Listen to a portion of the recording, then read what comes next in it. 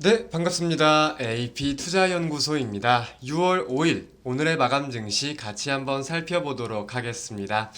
양대 증시 보합권 중심에 좀 강보합세를 보이면서 마감이 되었습니다. 우리가 뭐 캔들 모습을 본다고 하면은 이제 아랫꼬리를 붙이고 다시금 말아 올린 음봉세로 마감이 되었는데, 이제 코스피 같은 경우는 0.54%, 그리고 코스닥은 0.26% 상승 마감을 하였습니다. 분봉상 흐름도 간단하게 한번 체크를 해볼게요. 오전 중에 이제 양대 증시가 갭상승을 보이면서 출발을 하였었는데, 사실상 코스닥은 좀 마이너스 전환을 보이기도 하는 등 변동폭이 컸었고, 코스피는 큰 움직임을 보이진 않았지만 결국 양대 증시 모두 상승 마감을 하긴 했으나 시초가 대비해서는 소폭 밑도는 모습을 보이면서 마감이 된 캔들이 이렇게 확인이 되고 있는 상황이다 살펴볼 수 있겠습니다. 자, 전거래일 미국 증시가 꽤나 긍정적인 모습을 보였기 때문에 이제 한국 증시도 갭상승 출발을 한 것 같아요. 그래서 우리가 이제 미국 증시가 얼마나 올랐느냐를 좀 살펴본다면 S&P 500이 1.45%, 다우산업 2.12%, 나스닥 종합 1.07% 상승하는 모습을 보였습니다. 이제 상승에 대한 주요 동력이라고 보면은 첫 번째로는 부채 한도 조정안에 관련해 가지고 기존적으로 하원 타결이 되었었는데, 플러스 지난주 국내 증시 장중에 상원도 타결이 되었죠. 그래서 국내 증시는 어느 정도 좀 반영이 된 부분도 있기야 있을 거고, 이제 그런 내용들에 대해서 미국 증시가 좀 불확실성 해소 국면을 가지고 상승한 내용. 두 번째는 ADP 민감 보고서 결과에 대해서는 제가 채널 영상, 다른 영상을 통해서 좀 말씀을 드렸었습니다.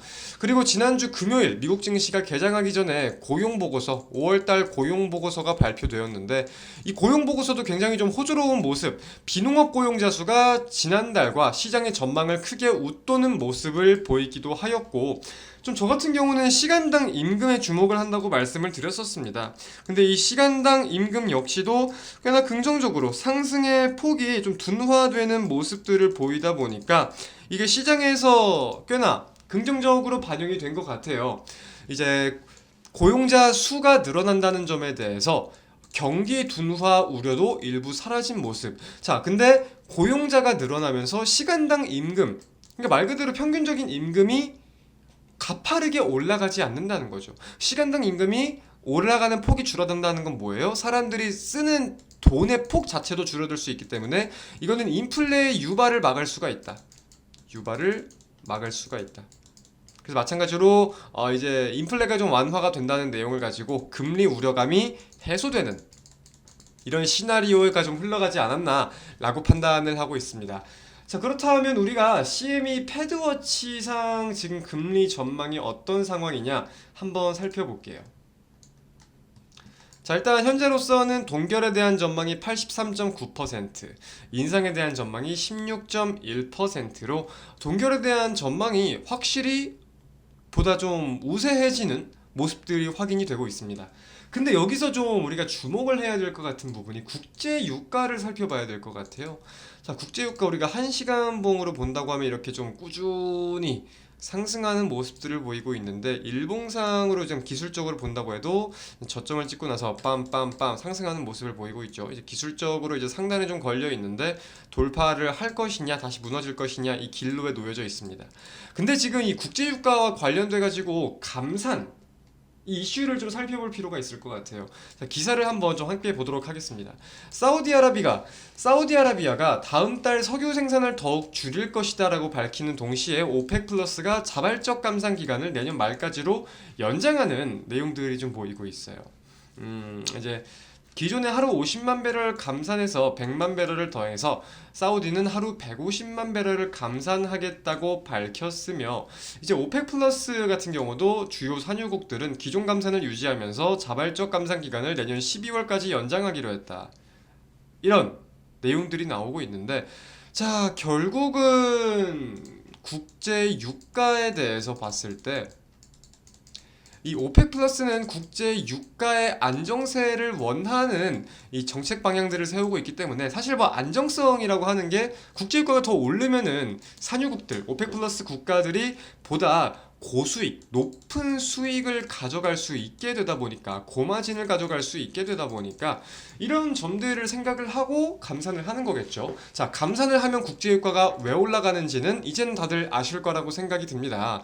간단하게만 좀 말씀을 드리면은 결국 수요는 동일한데 경기 둔화 전망이 완화될수록 수요는 늘어날 텐데 전반적인 산업군에 이 석유를 필요로 하지 않는 곳은 없으니까, 그죠?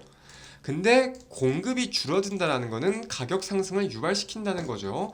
아이스크림을 찾는 사람은 100명인데 아이스크림이 10개밖에 없으면은 찾는 사람은 100명, 파는 개수는 10개. 그렇다면은 파는 놈이 왕이겠죠. 부르는 게 값이겠죠. 근데 아이스크림을 사는 사람은 10명인데 파는 것은 100개다. 자, 근데 이제 햇빛, 태양볕이 치고 있고 아이스크림은 녹습니다, 점점. 그렇다면은 빨리 싸게 파는 게 중요하겠죠. 가격을 그렇다면 낮추는 게 가장 첫 번째 경쟁력일 거고.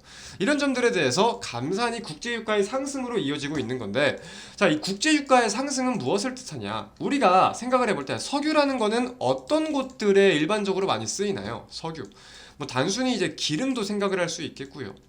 뭐 건설에도 생각을 해볼 수 있겠고, 뭐 공장에도 생각을 해볼 수 있겠고, 굉장히 다양한 부분, 전반적인 산업군들에 있어서 석유가 쓰이지 않는 부분을 찾기 힘들어요. 쓰이는 곳보다 쓰이지 않는 곳을 찾기가 훨씬 쉽습니다. 그래서 그런 점에 대해서 석유가 오른다는 것은 그러면은 전반적인 품목의 물가가 오른다는 것이라고도 우리가 함께 해석을 할 수 있기 때문에, 이거는 그러면은 인플레이션과 금리 인상과도 우리가 연동 지어 볼 수 있는 부분이죠. 무조건 이제 국제유가가 올라갈 것이다, 그럼 기준금리도 올라갈 것이다 라고 생각을 할 수는 없지만, 이런 가능성이, 이런 시나리오가 펼쳐질 수 있는 가능성을 분명 우리 투자를 하시는 분들은 인지할 필요도 있다는 거겠죠. 대표적으로 생각을 해볼 수 있는 게, 국제유가가 올라가면은 한국이 수입해오는 원유의 가격도 올라가고, 우리 뭐 주유소의 기름값도 올라가잖아요.